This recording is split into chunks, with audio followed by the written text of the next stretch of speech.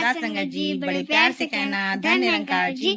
साथ संगत जी, आज मैं आप लोगों को एक कहानी सुनाने जा रही हूँ। एक मंदिर था, उसी के बाहर एक बूढ़ी माता जी थी। वो बहुत ज्यादा गरीब थी, तो दिए दिए बेचती थी, मिट्टी के दिए बेचती थी। तो जो भी वहां मंदिर में पूजा करने आते थे, तो उन्हीं से दिए खरीद के वहां पर जाके पूजा कर देते थे। तो फिर एक दिन वो एक इंसान आके उनसे पूछता है कि आप हमेशा इतना खुश क्यों रहती हैं? हम लोग तो इतने अमीर है, तब भी हम लोग इतना खुश नहीं रह पाते, आप गरीब रहकर भी इतना खुश रह लेती हैं। तो फिर वो औरत कुछ नहीं बोलती।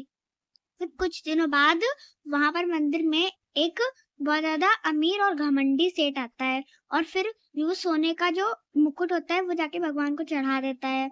और जब वो वहां से और भी बहुत सारे पैसे चढ़ाता है भगवान को, और भी बहुत सारी मिठाइयाँ अच्छी अच्छी चीजें चढ़ाता है जाकर। तो फिर जब वो मंदिर से बाहर निकलता है, तो देखता है कि वहां पर वो बूढ़ी औरत है, वो दिए बेचती है। तो फिर उससे कहता है, देखो तुम कितनी गरीब हो, मुझे देखो मैं कितना अमीर हूँ, मैं देखो कितनी सारी चीजें मैं बेचता हूँ, कितनी सारी चीजें मैं भगवान को चढ़ाता हूँ। मुझसे कुछ देखो, सीखो, देखो मैं कितना अमीर और तुम देखो कितनी गरीब हो। तो फिर वो ऐसे कर करके उसको चढ़ाता है। तो फिर उसके बाद वो उसके बाद कुछ वो रोज डेली अब आने लगता है सेठ। तो उसके बाद से एक दिन वो आता है, तो फिर वो देखता है कि वहां पर तूफान आ गए, सबके दिए बुझ गए हैं, वहां पर पूरा अंधेरा हो गया। लेकिन वहां पर एक जो छोटा सा दिया था, जो उस बूढ़ी औरत का होता है, जो बाहर अपना दुकान लगाती थी, उसका दिया अभी भी जल रहा होता है। तो जो वो सेठ होता है उसे उससे पूछता है कि इतने तूफान में सारे दिए बुझ गए, इतने बड़े बड़े जो दिए जलाए गए थे पीतल में, तांबे में और सोने के दिए सब बुझ गए, और तुम्हारा ये छोटा सा दिया कैसा जल रहा है? और वो अंधकार से बहुत डरता था, उस दिए से थोड़ी सी रोशनी आ रही थी, उससे उसको राहत मिल रही थी। तो उसने पूछा, तो उस बूढ़ी माता जी ने जवाब दिया कि तुम्हारा दिया जो था वो अहंकार के वश जल रहा था, इसीलिए जरा सा तूफान आने पर वो तुरंत ही बुझ गया, और मेरा दिया जो है वो प्रेम के बाती से जल रहा है, और उसे ईश्वर स्वयं जलाना चाह रहा है, इसीलिए ईश्वर ने इतने तूफान में भी उसको बुझने नहीं दिया।